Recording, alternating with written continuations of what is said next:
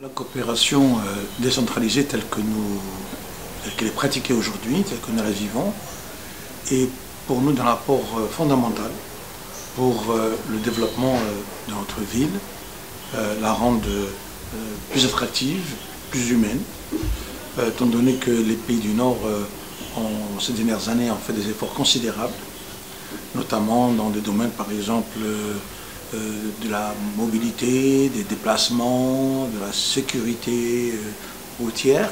Et là, nous avons une coopération avec Nantes Métropole, d'abord sur un premier projet qui était un projet sur le plan de déplacement urbain.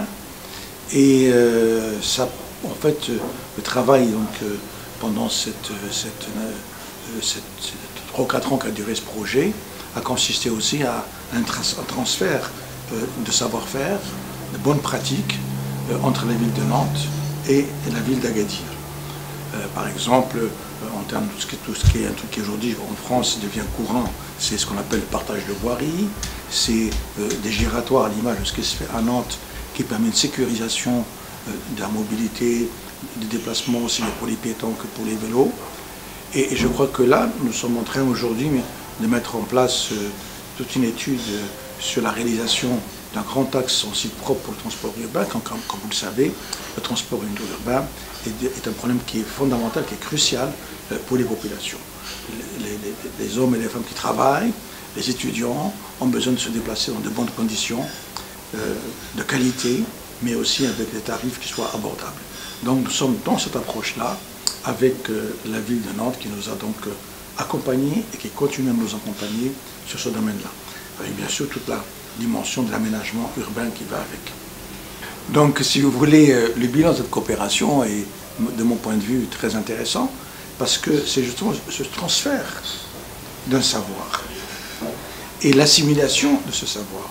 Ce qui nous permet aujourd'hui aussi de faire un transfert au certain nombre de communes marocaines aujourd'hui viennent nous voir pour le dimensionnement d'un giratoire, pour un certain nombre de choses que nous avons appris.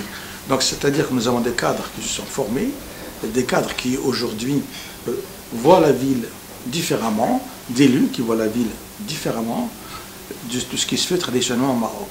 Alors tous les projets qui se font dans notre ville sont des projets de la ville et non pas comme ce qui se passe ailleurs où faute justement ce qu'on appelle une bonne gouvernance, très souvent ce sont les autorités locales qui font des projets qui malheureusement ne sont pas l'aboutissement d'études ou de réflexions profondes.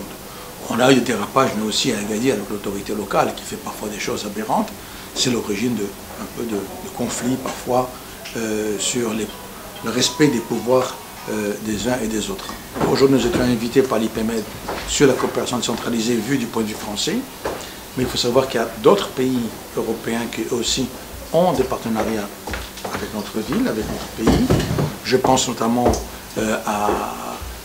aux Canaries, par exemple, dans le cadre de la coopération transfrontalière, et qui sont très impliqués, et qui des fois, je dis, leur implication même est parfois au niveau de la région, beaucoup plus importante que ce que fait la France aujourd'hui.